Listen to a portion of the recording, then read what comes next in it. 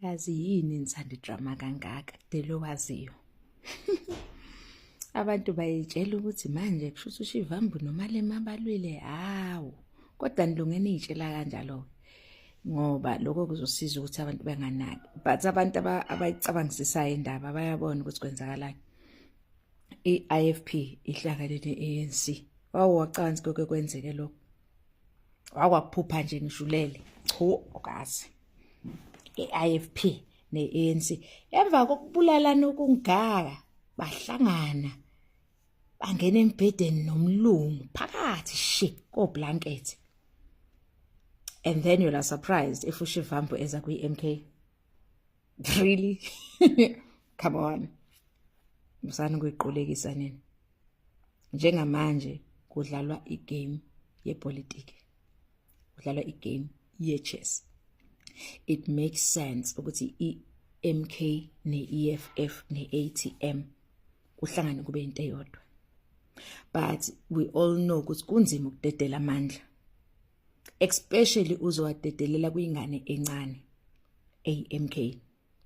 So, just a thought. uShivambu, he's on to something. And I wish all the progressive caucus leaders will do the same. But I'm glad ukuthi uVuyo Zungula, my man, is part of the progressive caucus.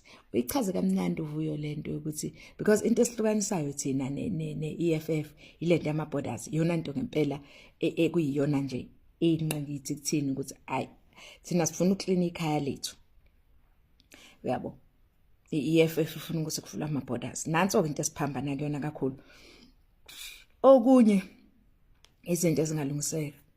But uVuyo ichaze kamnandi ukuthi mangabe sikhuluma ngeAfrika ekhululekile, mangabe sikhuluma ngeAfrika eyodwa ebumbene, neAfrika fair for all. Sikhuluma ngeAfrika where wonke umuntu ekhaya kubo uhappy. Siyakwazi ukuthi sivakashelane kamnandi, kodwa akwazi ukuthi kungaba into efair ukuthi kusuke wonke umuntu from emakuba amaningi kangaka. How many countries are in Africa?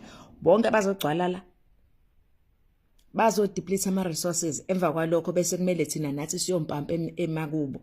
Thina la iyodwa kuphela into esifuna. Sifuna ukuthi wonke umuntu omu-Afrika ahlale ngokukhululeka ezweni lakhe. Mangabe esuka esuyavakasha, angavakashi indefinitely. Imagine this. Uvakashelwe isivakasha emzini wakho. Asiyibeke nje siyisondeze eduze.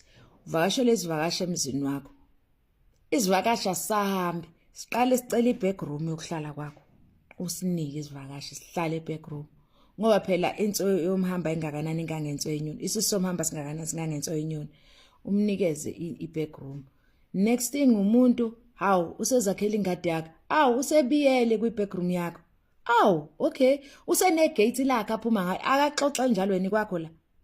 Phatha usedayisela izingane zakho izidakamizwa. Hawu phatha ingane zakho useyayidayisa manje usenza ne-human trafficking khona la. Uthi usalalela konke lokho. Hawu hayibo nangu umakhelwane impela nje usegijime wenza izinto ezingaka ezibabazeka ungazi ucabanga nokuthi ziyokwenzeka emzini wakho. Uvule i-porn hub khona la. Hey, awu bhuti bethu kulawa amanye amazwe bayayenza kodwa indaba. Ebese kuthiwa mangabe silwa nako konke lokho kuba kusuke kwenzeka bese kuthiwani xenophobic. Yazi xenophobia khona omunye usesikade ngimlalile ichaza. Xenophobia ukuthi usuke ezweni lakho uze South Africa uzodayisela izingane zethu ama-drugs. Ukonako kuba xenophobic lokho. Xenophobia ukuthi usuke ezweni lakho uzodayisa ngosisi bethu, uzodayisa ngezingane zethu. Kulezi insuku angazi ukuthi bangaka abantu sengibabonile abalahlekile eSouth Africa. Abantu abadala nabancane ngendlela okushube ngakhona. Xenophobia leyo.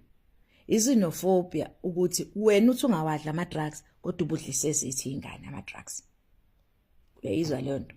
So le move ka Shivambu, I know it's going to make a lot of people question ukuthi WhatsApp kushuthi uShivambu mhlawumbe akawafuna ama-open borders and what. Thina sinankinga nokuthi ama-Africans avakashele e-Africa. Mina-ke nje personally, I don't have a problem with that. I-problem enginayo is when besuke emazweni abo without the proper papers zokuthi bazongena la, and secondly without, cause phela if amaphepha ukuthi ube sezweni elithize ungenawo ufike kanjani lapha kini, usuke kanjani, uphume wathi uyapi mangabe ungazukwazi ukuthi uyephi. Lento nje into yokubika ukuthi ngiyahamba ngeSouth Africa, eSouth Africa ngizokwenza ukuthi yayizwa lento le. Bese ke ndibe nisishanga amagama esingisi. Mina ngikhathele futhi lamagama esingisi, ndibe nisigaqaza ngawo njalo masilwelizwe lethu. uFloyd siyamamukela kumkhonto wesizwe, and mina nje lapha enhlizweni yami akukho nje ukuthi uFloyd noMalema baxabene. Engikuzwayo ukuthi it makes sense ukuthi iMK neEFF ihlangane, and if ukuthi uFloyd is going to be the first bridge of that happening, or the first example of that happening, mina ngihappy. Ngihappy le phakathi ukuthi le kude. Yabo? So, yeah. Hello Floyd, welcome home. And I can't wait for others to join you. Uyabona nje uNdlonzi mfethu akabuyeze la. In fact nje EFF uzani.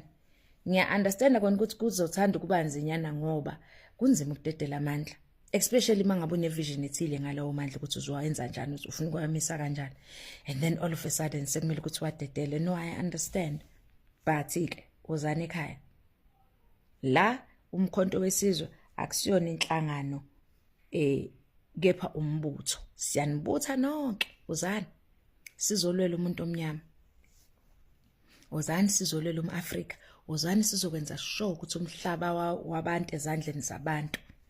Uzani ngiyayithanda into enziwa uFloyd, futhi ngiyakholelwa ukuthi uJulius Malema ngempela akanankinga nayo, because uyazi ukuthi kwenzakalani. Ningakhohlwa ukuthi ingxoxo kade zaqala, itiye kade laqala ukuphuzwa. Ningakhohlwa lokho.